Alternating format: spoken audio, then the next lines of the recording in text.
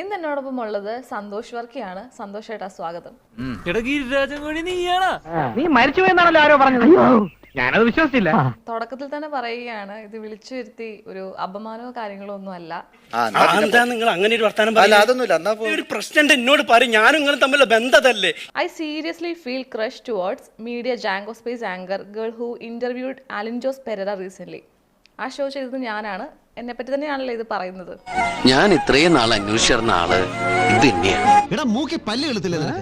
നിന്റെ മകളാകാൻ പ്രായമില്ല അവക്ക്. She is intelligent as well as beautiful. I tried to get her phone number but didn't get. If that girl is interested in me, that girl can contact me. അയ്യടാ, അത്രക്ക് ദാരിദ്ര്യമുള്ള പെണ്ണുങ്ങളൊന്നും ഈ നാട്ടിലില്ല. ഇത് ചേട്ടന്റെ post ആണല്ലോ. ഇത് എന്നെ പറ്റി തന്നെയല്ലേ ഇത്? ഓക്കെ, അതൊന്ന് കൺഫേം ചെയ്യണമെന്നുണ്ടായിരുന്നു. എന്നെ പറ്റി തന്നെ. ഇത്രയും കാലമായിട്ട് ഈ നീർക്കോലിക്ക് ഒരു ഇംപ്രൂവ്മെന്റ്സ് ഉണ്ടായില്ലല്ലോ. ആദ്യം തന്നെ ഒരു കാര്യം ചെയ്യട്ടെ. ഇപ്പൊ ഐ സീരിയസ്ലി ഫീൽ ക്രഷ് എന്ന് പറയുന്നു.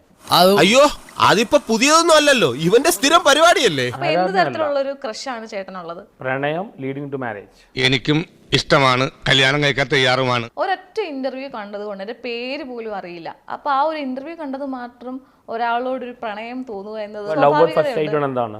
Love at first sight. Love at first sight. Love at first sight. അവളെ കണ്ട നിമിഷം മുതൽ എന്റെ ഹൃദയം ദിസ് ഇസ് ഇറ്റ് ഇരിക്കുന്നുണ്ടാവും അല്ലേ? എങ്ങനെ മനസ്സിലായി? അത് ഏത് പെണ്ണുങ്ങൾ കണ്ടാലും അങ്ങനെയാണല്ലോ. നമ്മുടെ ഷാറുഖ് ഖാൻ, ഗൗരി ഖാൻ, ലേഞ്ച് അങ്ങനെയല്ല. അങ്ങനെ എത്രയോ പ്രണയം നടന്നു കാണുന്നു.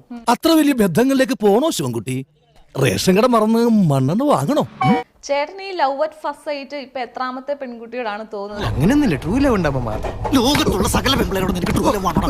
ചേട്ടൻ ഇത് ഇതിനു മുമ്പും ചെയ്തിട്ടുണ്ട്. ഒരുപാടുണ്ടല്ലോ. കന്നിമാസത്തിലെ പട്ടികൾ പോലും ഇത്ര ആക്രാന്തം കാണിക്കില്ല. ഒരുപാട് പെൺകുട്ടികളോട്. എല്ലാം വൺ ഷെയ്ഡറായി. ഇത് പ്രേമമല്ല, ഒരു തരം ഞരമ്പ് രോഗം.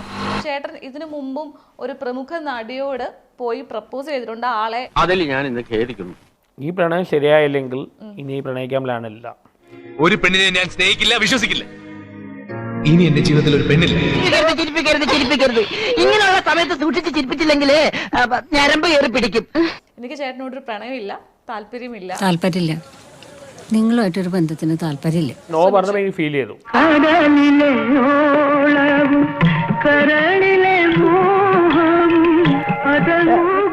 ഇയാളെന്താ ഓന്ത് മൂക്കിപ്പിടി വലിച്ചു വന്നിട്ടിരിക്കുന്നത്? ഫ്രണ്ടായിട്ട് കാണാൻ പോലും താല്പര്യമില്ല. ഇല്ല. എന്താ ആ പ്രതീക്ഷയും തകർന്നു. ഇതൊക്കെ എങ്ങനാടാ? നമ്മൾ കുറെ ആഗ്രഹിക്കും, ചിലത് കിട്ടും, ചിലത് കിട്ടുകയില്ല. ഞാൻ പോകുന്നു. Bye bye.